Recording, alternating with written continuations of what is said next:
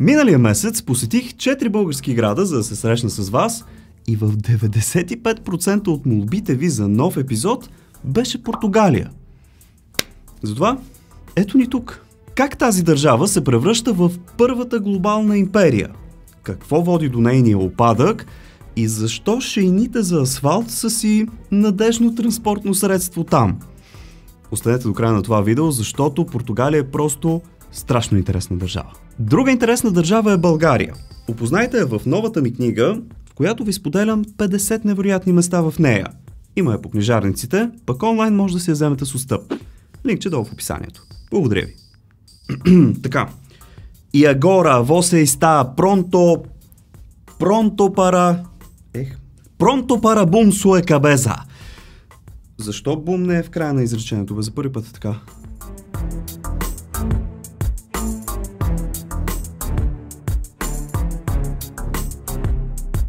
Португалия е най-западната държава в Европа и е най-старата на Иберийския полуостров. Тя води началото си през 12 век и се оформи още преди Испания, които се обединяват чак към 15 век. Знаехте ли, че Португалия наистина се счита за първата глобална империя? Тя основава най-ранните световни колонии в Азия, Африка и Америка. Именно те започват и европейската глобална експанзия. Стъпките й са последвани от Англия, Испания и Нидерландия. Някога световната карта е изглеждала така и около половината от новия свят е принадлежал на Португалия. Колониалното господство на тази държава продължава цели 6 века и приключва с предаването на Макао на Китай чак през 1999 година. Да, Португалия е държала част от Китай чак до 2000 година. Португалия е имала колонии в 53 съвременни държави. Но както се случва с повечето империи, с годините една по една получават независимост. А някои, като Бразилия, например, стават дори по-успешни от държавата майка. Интересен факт е, че когато Наполеон започва да настъпва лека по лека на запад, столицата на Португалия се мести в Рио де Жанейро, Бразилия. Това е била единствената столица на европейска държава извън Европа. Именно заради колониалното си минало, португалският език се говори от над 300 милиона души по света и е официален език на държавите Бразилия, Мозамбик, Ангола, Кабо Верде, Сао Томе и Принсипи, както и други. Това, скъпи приятели, е шестият най-говорим език в света, но само 3% от говорещите го живеят в държавата майка Португалия. Странен факт, но това е да си колонизатор. Днес населението на Португалия е едва 10 милиона души, което е събрано на територия от 92 000 квадратни километра.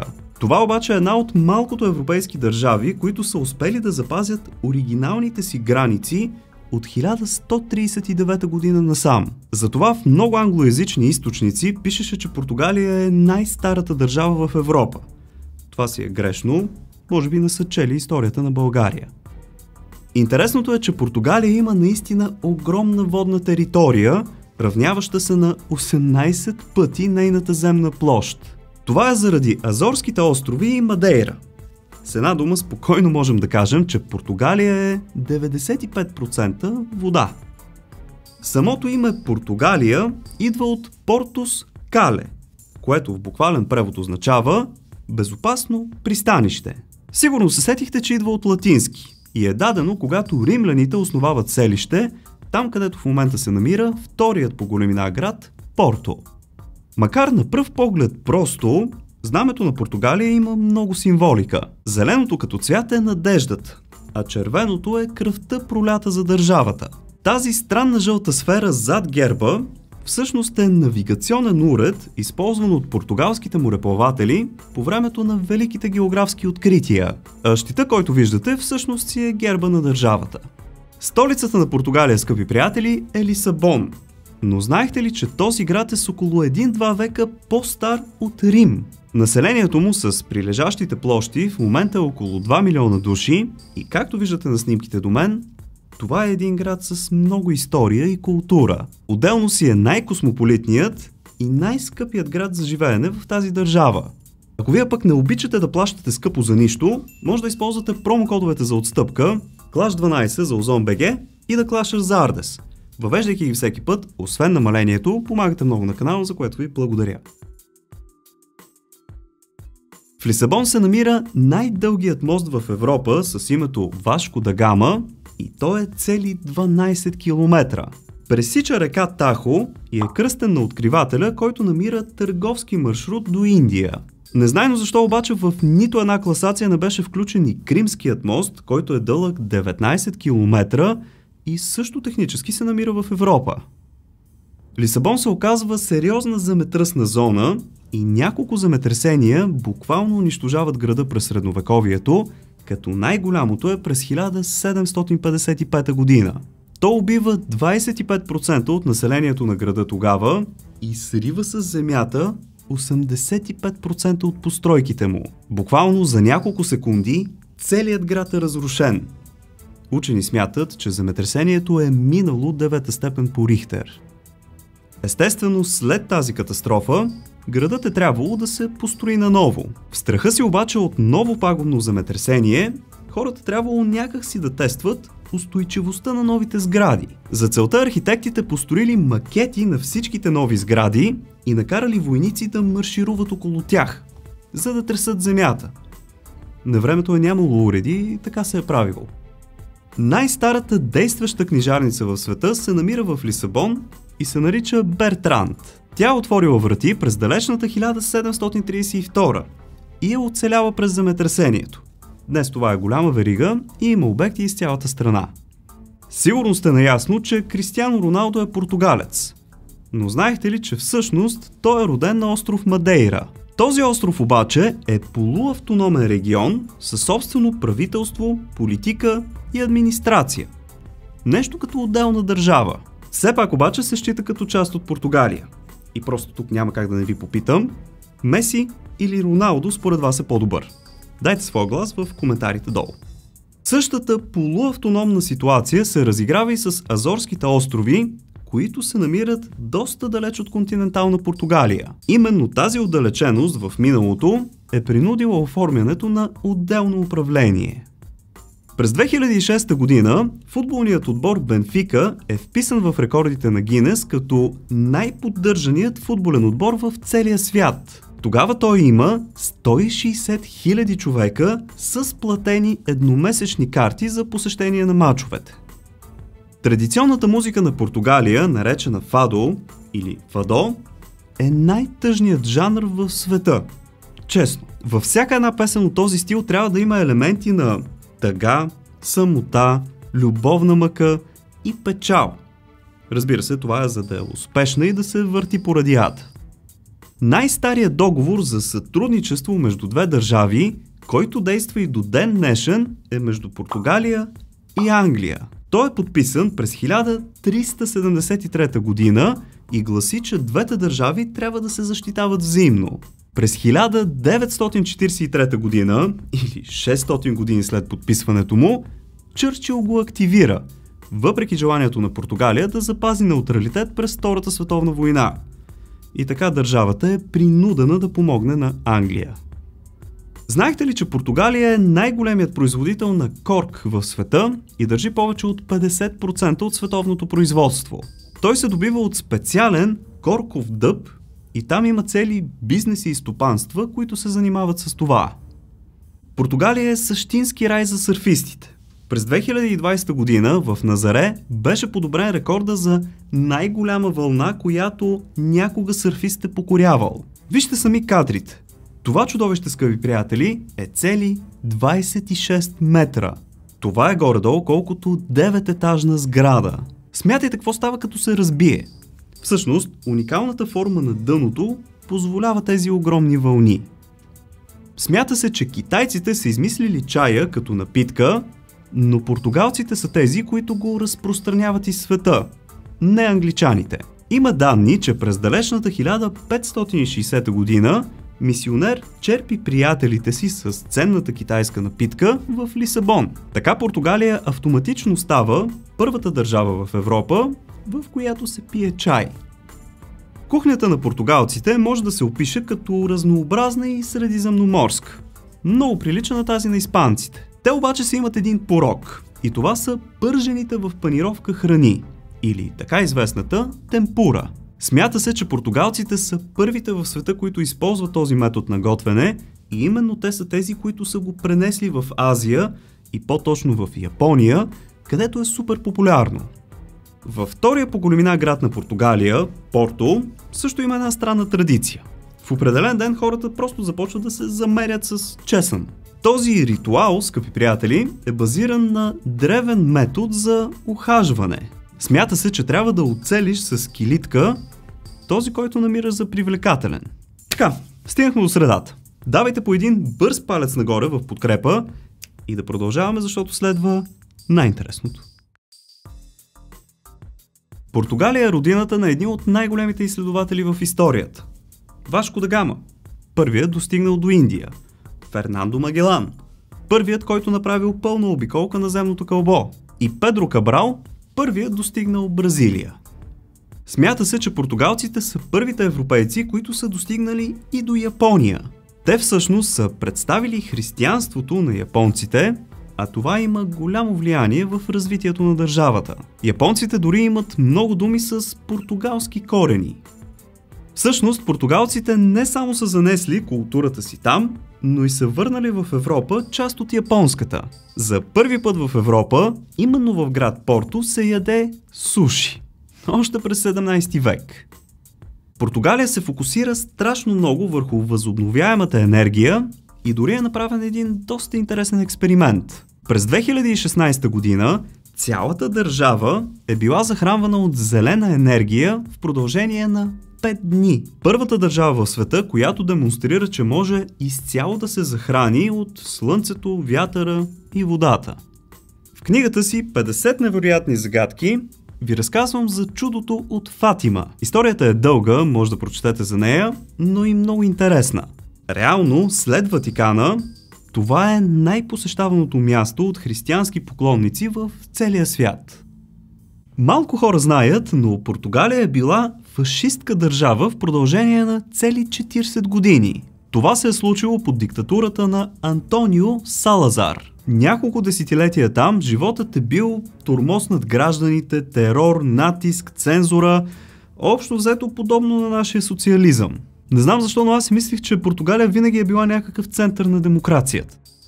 Най-дългата присъда, която човек може да получи в Португалия след престъпление, е 25 години. Там няма доживотни присъди.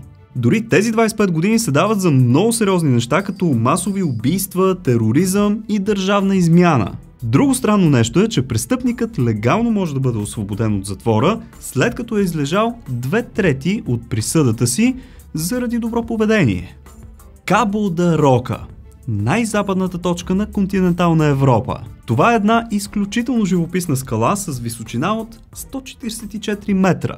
Римляните го наричали Промонториум Магнум. Като се заговорихме отново за римляните, знаехте ли, че им е отнело цели 200 години да завладеят Португалия и да стигнат до Кабо да Рока? Португалците се оказват доста курав противник на империята. Според списанието Forbes, Португалия е най-доброто място в света да си пенсионер. Не говорим само за финансовата част и високите пенсии. Здравеопазването им е топ. Държавата помага с лекарства. Инфраструктурата е много добра. Като цяло супер организирано е, пък и имат хубаво време. 300 дни от годината пече слънце. В същата тази класация България остава едно от най-лошите места да си пенсионер. Най-известната алкохолна напитка на Португалия е портвайн или порт. Това е подсилено с ликьор вино, тъмно на цвят и сладника вкус. Супер известно е в Англия и Германия, които още през 18 век започват да го внасят. Най-високата планина на Португалия се нарича Пико и всъщност това е цял остров, който се намира доста навътре в Атлантическия океан. Не знам защо, но на мен много ми прилича на Фуджи в Япония. Всъщност, Пико е висока 2351 метра и е активен вулкан. Португалците си имат и собствено бойно изкуство. То се нарича Хого до Пао и реално е бой с пръчки. Произходът му е средновековен и може би има нещо общо с рицарите. Главно се използва за самозащита. Ако искате постоянно да научавате такива интересни неща, абонирайте се за канала, бе хора. Просто е. Незнайно защо португалците имат някаква склонност към меланхолията. И освен това, изключително много вярват в съдбата. Те дори имат една от тези думи, които нямат превод на другите езици. Саудаде. Това означава изключително силна, интензивна липса на нещо. Липсота, ако трябва да го преведем на български. Знаехте ли, че именно португалците са представили храни като картофи, чушки и домати на Индия? Те са същински глобалисти от миналото. Споделяли си всички новооткрития от континентите, естествено с цел търговия. В световен мащаб португалците са на трето място по консумация на риба на глава от населението, след Япония и Исландия. Те я предпочитат пред свинското, което е похвално. Явно и на докторите са им казали същото нещо. Португалия се счита за първата държава в света, която основава Министерство на моретата. Те наблюдават доста строго морските ресурси, консервацията и риболова като цяло. Португалия притежава най-големият изкуствен риф в света, състоящ се от 4 огромни потопени кораба. Той дава дом на голяма популация от риби, пък и е истински рай за гмуркачите. Знаехте ли, че един от най-старите университети в Европа е в Португалия? Коимбра е основан през 1290 година и е изиграл доста сериозна роля в интелектуалното развитие на държавата. В момента там учат около 21 000 студенти. Португалия е доста богата на литий. Всъщност, 6-та по производство в света. Както знаем, от този метал се правят повечето батерии и е изключително ценна суровина, особено за бъдещето. В Мадейра може да се насладите на един изключително странен вид транспорт, наречен табуган. Това буквално е шейна за асфалт, която се спуска по стръмните улици и се управлява от двама човека. На мен лично ми изглежда доста страховито и неконтролируемо, пък и освен това е скъпо. 25 евро на човек на спускане. Една от най-странните църкви, които съм виждал, се намира в покрайнините на Лисабон. Казва се Сантисима Тридаде и буквално изглежда като бяла ракета. Все още архитектът е обвиняван в кощунство, но така и така се е построили, поне си я използват. Португалците са едни от първите, които масивно търгуват с роби. Тъй като имат мащабни колонии в Африка, те изпращат хиляди кораби, пълни с хора, които единствено отиват да слугуват в Америка. Португалците обаче се опитват да се реабилитират и са първите в Европа, които премахват робството още през 1761 година. Това е около половин век по-рано от другите колонизатори. Освен с великите си откриватели, Португалия е известна още с един от най-страховитите пирати, съществували в историята. Бартоломео Португалски. Смята се, че той е изобретателят на кодът на пиратите, както и на тайните думи, с които си комуникират. Завършваме с спиращи дъха кадри от португалските замъци, 20 от които са отворени за посещение и предлагат едно истинско пътуване през вековете. Надявам се видеото да ви е харесало и ако е така, оставете по един палец нагоре в подкрепа. Пък ако искате да ударите едно дигитално рамо, може да използвате бутона Thanks, който се намира тук някъде долу. Абонирайте се за канала супер бързо, лесно и безплатно, от кръгчето с моята снимка, тук горе, пък ако чукнете и една камбанка, ще получавате известие, когато кача нещо ново. Може би днес сте в серия и ви се гледат още интересни факти. Няма проблем, бързо цъкайте на някой от тези двете видеа тук. Благодаря ви, че за пореден път бяхте с мен. Чао! И до нови срещи!